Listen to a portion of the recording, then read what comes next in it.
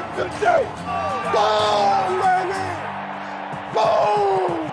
Hand off Emmitt Smith on the right-hand side. Touchdown. Emmitt Smith scores. You get one more, you can run for mayor.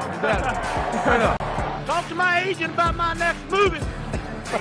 Making a Western. How about them Cowboys?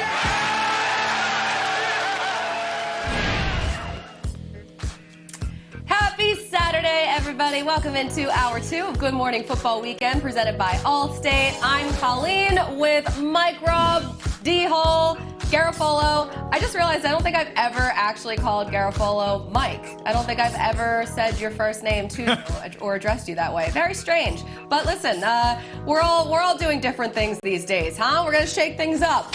So we have another 2 hours of this show coming your way, and we are celebrating Jane Slater's birthday as well today. So let's start with that game and her in Frisco, Texas, because the Steelers taking on the Cowboys. And the Steelers, they look unstoppable at this point, and the Cowboys, well, they're going in the other direction. So Jane Slater is preparing us for this one. Hello, Jane. Hello, Colleen. Well, my wish today is that things begin to slow down for the Cowboys, because it's certainly been an exhausting season covering this team, and I can imagine being in that locker room. You'll appreciate this reference. They've got 99 problems, and the quarterback is absolutely one of them. In fact, they're supposed to decide who that quarterback is going to be today. Is it going to be Cooper Rush, who was on the practice squad and then Dak Prescott's backup for 2 seasons before he was cut this offseason in favor of Andy Dalton? Andy Dalton, of course, in COVID protocol. And then they brought in Garrett Gilbert, who's been in the league for seven years, and they brought him in just 3 weeks ago. So the hope here is that some of these guys, because they've at least been in the NFL a lot longer than Ben DiNucci at this point, that they'll bring some experience. But regardless of who's under center, Colleen, they need to just put points on the board. In fact, since Dak Prescott's absence, Andy Dalton's managed to put up 1 touchdown in 13 quarters, and that's it. This was a team that was averaging close to 33 points per game. Now it's averaging about 7, so it's been rough. And then let's also consider the fact that you're getting a little bit more continuity on this offensive line now that Zach Martin's back, but you're facing that Steelers front that features guys like TJ Watt, Cameron Hayward, Bud Dupree. This is not going to be an easy day for the Cowboys, so this could be an interesting one, Colleen.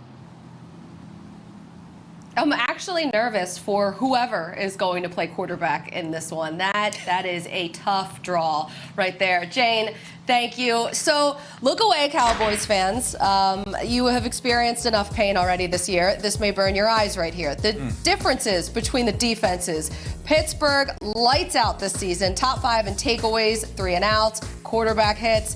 Well, Dallas is allowing the most points and rushing yards in the league. Now, I'm not telling you anything new. We all know how the Cowboys have struggled this year, so we're going to talk about the Steelers side of things. They're 7-0. Their defense is legit, even though they got ran on last week. This offense, they have so many playmakers. They have a Super Bowl winning head coach, a Super Bowl winning quarterback. But D-Hall, find me a weakness. You know, Colleen, there's not many weaknesses, on this Steelers team. You talked about Mike Tomlin. You talked about this defense, adding Ben Roethlisberger back, the amount of weapons they have at the receiver position.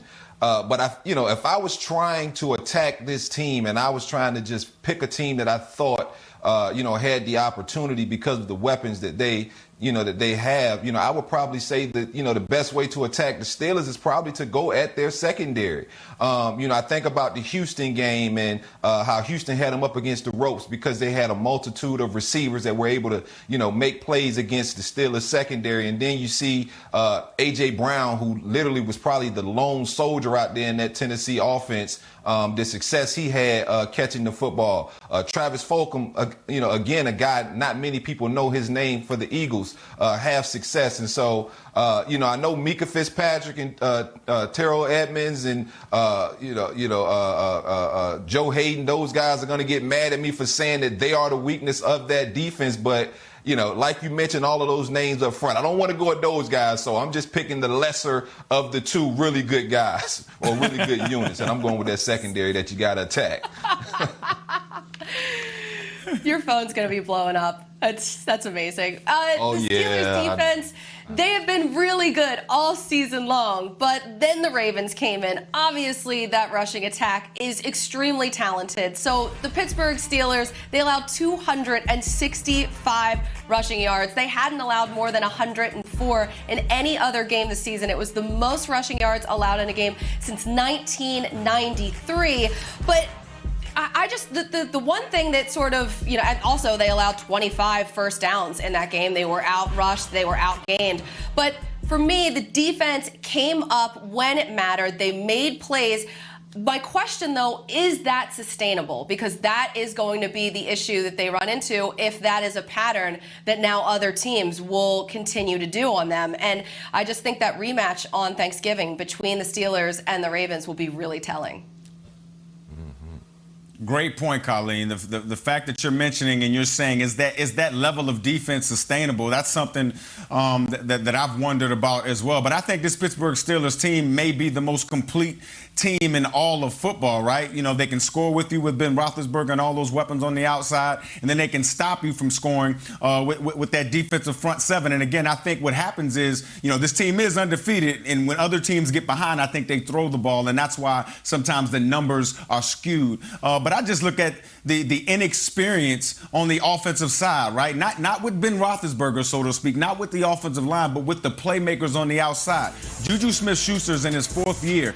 He is the top dog. I mean, he has the most experience in the wide receiver room. So in big moments, in playoff moments, what type of experience can they call on? Yeah, Eric Ebron's been in the league for 7 years, but he hadn't been anywhere. He played for Detroit and the Colts. So what experience is this team going to lean on? When Ben Roethlisberger looks outside, who can he trust in big moments? To me, that's going to tell the tale for this Pittsburgh Steelers team.